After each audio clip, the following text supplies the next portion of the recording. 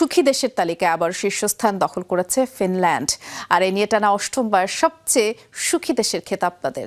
আর তালিকায় সবচেয়ে নিচে যুদ্ধবিধ্বস্ত আফগানিস্তান। শীর্ষ 20-এ যুক্তরাষ্ট্রের জায়গা হয়নি। আর গোটা 147 দেশের মধ্যে বাংলাদেশের অবস্থান 134। বিশ্ববাসীর সুখ ও শান্তির প্রত্যাশায় এক যুগ আগে উৎপত্তি হয়েছিল বিশ্ব সুখ দিবসের। দিনটি উপলক্ষে জাতিসংঘের তত্ত্বাবধানে প্রকাশ করা হয় ওয়ার্ল্ড হ্যাপিনেস রিপোর্ট 2025।